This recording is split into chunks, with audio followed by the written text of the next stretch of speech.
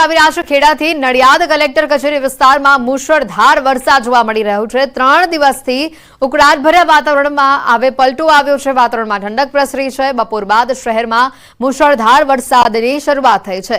Collector કચેરી, જિલ્લા પંચાયત કચેરી આ સહિતના વિસ્તારોમાં વરસાદ વરસી રહ્યો છે। વરસાદ વરસતા વાતાવરણમાં ઠંડકનો માહોલ જોવા મળ્યો। ખેડા જિલ્લાના માતર, ખેડા, નડિયાદ આ સહિતના વિસ્તારોમાં વરસાદી માહોલ જામ્યો છે। વરસાદ વરસતા ખેડૂતોમાં ખુશીનો માહોલ જોવા મળી રહ્યો છે।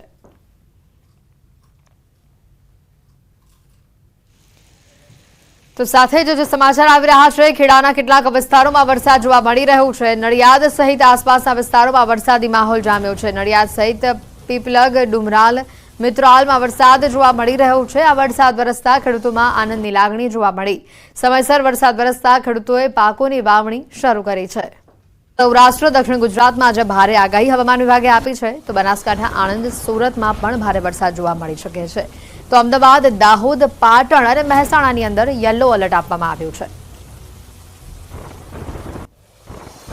वाले 7 दिनों के लिए जो गुजरात स्टेट के लिए फोरकास्ट दिया जा रहा है उसमें गुजरात स्टेट के सारे डिस्ट्रिक्ट कवर हैं, जिसमें लाइट टू मॉडरेट रेन का पूर्वानुमान है। और वार्निंग की बात करेंगे तो आज के लिए जो डिस्ट्रिक्ट हैं जहां पर वेरी हैवी रेनफॉल की वार्निंग और साथ में ऑरेंज अलर्ट जारी है वो डिस्ट्रिक्ट हैं बनासकांठा, साबरकांठा, आनंद, बड़ोदरा, छोटा उदयपुर, नर्मदा, भरूच, सूरत, डांग, नवसारी, वलसाड़, तापी, दमन और दादरा नगर हवेली है डिस्ट्रिक्ट है जहां पर वेरी हेवी रेनफॉल की वार्निंग है और साथ में ऑरेंज अलर्ट जारी है की वार्निंग है और साथ में येलो अलर्ट जारी है। वो डिस्ट्रिक्ट है पाटन, मेहसाना, गांधीनगर, अरावली, खेड़ा, अहमदाबाद, पंचमहल, दाहोद और महिसागर डिस्ट्रिक्ट शामिल है जहां पर हेवी रेनफॉल की वार्निंग है और साथ में येलो अलर्ट जारी है।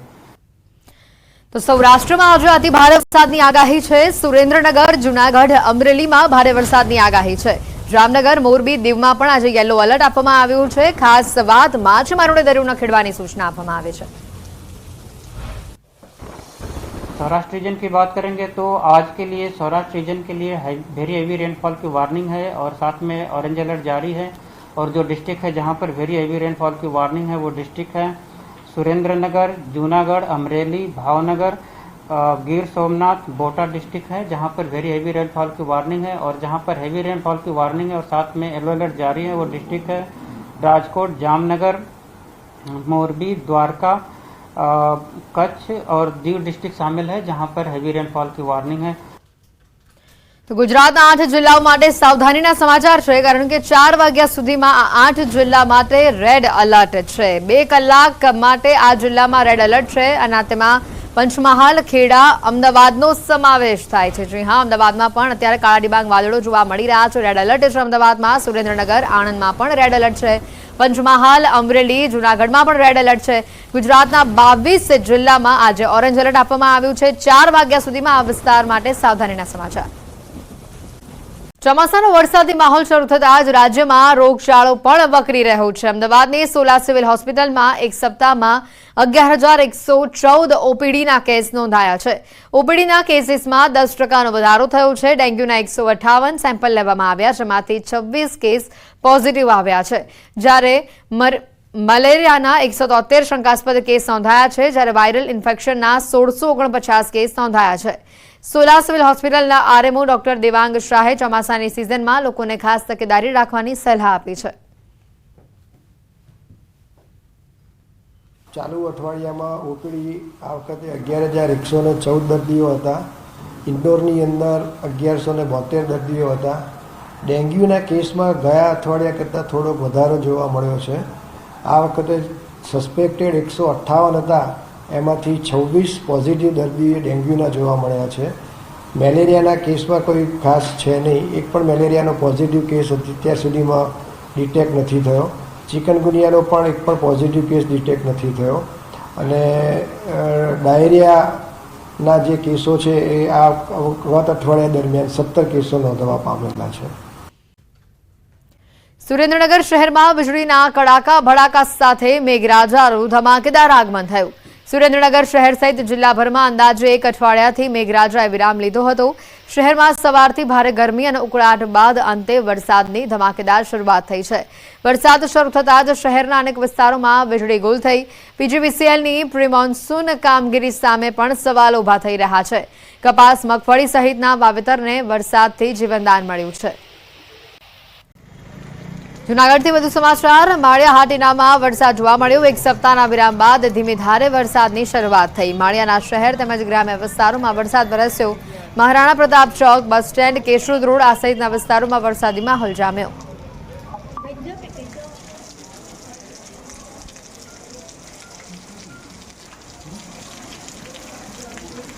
મુંબઈ, મધ્યપ્રદેશ, ઉત્તર પ્રદેશ, રાજસ્થાનમાં મેઘ તાંડવ જોવા મળી રહ્યું છે અને રસ્તાઓ પર નદીઓ વહી રહી છે। અનેક લોકોના ઘરમાં પણ પાણી ફરી વળ્યા છે। વરસાદી પાણીથી ઘર ડૂબી ગયા છે। રસ્તા પર 2-2 ફૂટ જેટલા પાણી ભરાયા છે। નદીમાં પાણીનો ધસમસતો પ્રવાહ પણ જોઈ શકાય છે। તો માયાનગરી મુંબઈને વરસાદે ભયભીત કરી દીધું છે। ગઈકાલે પણ આવા જ દ્રશ્યો જોવા મળ્યા મુંબઈમાં। શાળાઓ, કોલેજો, ઓફિસો બંધ કરી દેવામાં આવી। લોકલ લાઇન પર ટ્રેન થંભી ગઈ। વરસાદ બાદ તેની લોકલ રેલવે લાઇનમાં પણ પાણી ભરાઈ ગયા। સેન્ટ્રલ લાઇન બંધ કરી દેવામાં આવી અને મહાનગરના અનેક વિસ્તારોમાં પાણી ફરી વળ્યા। વાહન વ્યવહારને પણ મોટી અસર પહોંચી। રાજસ્થાનમાં, મધ્યપ્રદેશમાં ધોધમાર વરસાદ હજુ પણ ચાલુ છે। બીજી તરફ ઉત્તરાખંડના કુમાઉં વિસ્તારમાં છેલ્લા 72 કલાકથી સતત વરસાદ વરસી રહ્યો છે। પહાડોમાં નદીઓ ઉછાળા મારી રહી છે। બીજી બાજુ મેદાની વિસ્તારોમાં તળાવો ભરાઈ ગયા છે, કારણ કે એ પ્રકારના દ્રશ્યો સર્જાયા છે।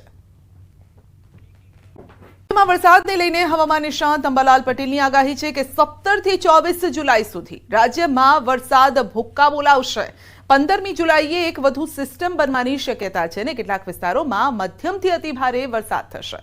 દક્ષિણ ગુજરાતમાં અતિ ભારે વરસાદનું અનુમાન છે, તો સૌરાષ્ટ્રના વિવિધ ભાગોમાં ભારે વરસાદ પણ થઈ શકે છે। ગુજરાતના અન્ય વિસ્તારોમાં પણ વરસાદની શક્યતા છે। ગાજવીજ સાથે વરસાદ રહેવાનું અનુમાન છે।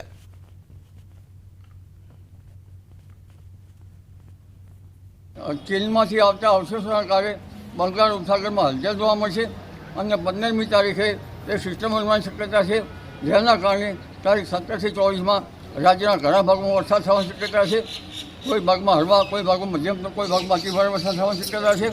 જેમાં દક્ષિણ ગુજરાતના ભાગોમાં અતિ ભારે વરસાદ થવાની શક્યતા છે। દક્ષિણ સૌરાષ્ટ્રના ભાગોમાં અતિ ભારે વરસાદ થવાની શક્યતા છે અને ગુજરાતના અન્ય ભાગોમાં પણ ભારે, અતિ ભારે અથવા હળવો વરસાદ થઈ શકે, જે વરસાદ ગાજવીજ સાથે થવાની શક્યતા રહે છે।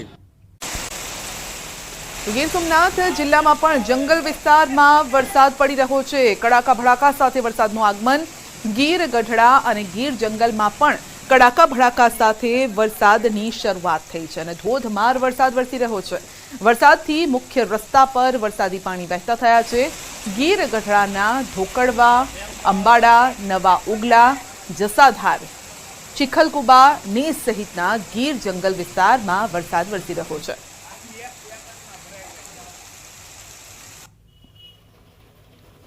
તો ગીર સોમનાથના દરિયાકાંઠાના વિસ્તારોમાં પણ વરસાદી માહોલ જામ્યો છે। વહેલી સવારથી જ કાળા ડિબાંગ વાદળો વચ્ચે વરસાદી માહોલ છવાયો છે।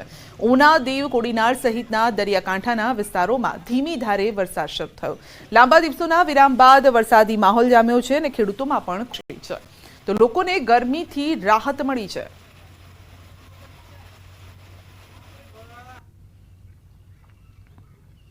તો અમરેલીના દરિયાઈ બેલ્ટ વિસ્તારમાં પણ વરસાદ। રાજુલાના કોવાયા, ભાકોદર સહિત દરિયાકાંઠાના ગામડાઓમાં વરસાદ છે।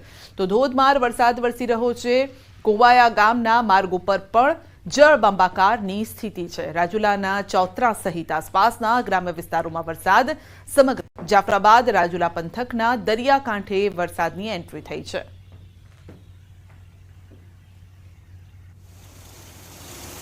અમરેલી જિલ્લામાં વરસાદી માહોલ છવાયો છે। જાફરાબાદ શહેરમાં પણ ધોધમાર વરસાદ। જાફરાબાદની બજારોમાં ચારે તરફ પાણી જ પાણી છે। 40 મિનિટ કરતાં વધુ સમયથી વરસાદ સતત વરસી રહ્યો છે। ધોધમાર વરસાદ વરસતા જાફરાબાદ તાલુકાના મોટાભાગના ગ્રામ્ય વિસ્તારોમાં વરસાદ છે। લાંબા સમય બાદ આ વરસાદ વરસ્યો છે, કારણ કે વચ્ચે વરસાદે વિરામ લીધો હતો અને જેના કારણે જ્યારે હવે વરસ્યો છે તો જોરદાર વરસ્યો છે, જેના કારણે જળબંબાકારની સ્થિતિ સર્જાઈ છે। તો દરિયાઈ કોસ્ટલ બેલ્ટ વિસ્તારમાં વરસાદ છે। જાફરાબાદના બાબરકોટ, મિતિયાળા, લોટપુર, વઢેરા, કડિયાળી સહિતના વિસ્તારોમાં વહેલી સવારથી જ વરસાદની એન્ટ્રી થઈ છે।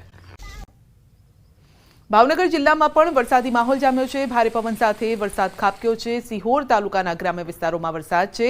સિહોર તાલુકાના વરલ તથા આજુબાજુના ગામમાં કડાકા ભડાકા સાથે ધોધમાર વરસાદ વરસ્યો છે। જિલ્લાના સિહોર તાલુકાના વરલ, ગુંદાળા, ટાણા, થોરાડી, બેકડી, જાબાડામાં ધોધમાર વરસાદ શરૂ થયો છે અને ગ્રામ્ય વિસ્તારોમાં વરસાદના કારણે લોકોને ગરમીમાંથી આંશિક રાહત મળી છે।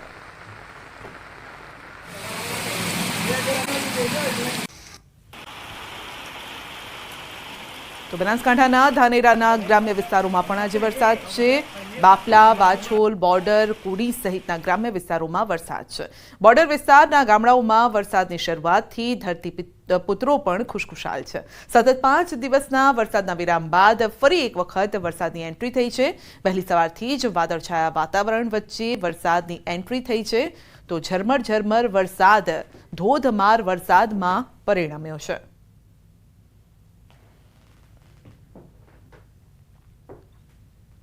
બનાસકાંઠા જિલ્લામાં પણ વરસાદી માહોલ જામ્યો છે। બનાસકાંઠા રાજસ્થાન બોર્ડર પર વરસાદ। બનાસકાંઠાના પાંથાવાડાથી રાજસ્થાનના માંદર સુધી વરસાદ વરસી રહ્યો છે તો જેના કારણે રોડ પર પાણી ભરાવાની પણ શરૂઆત થઈ ગઈ છે।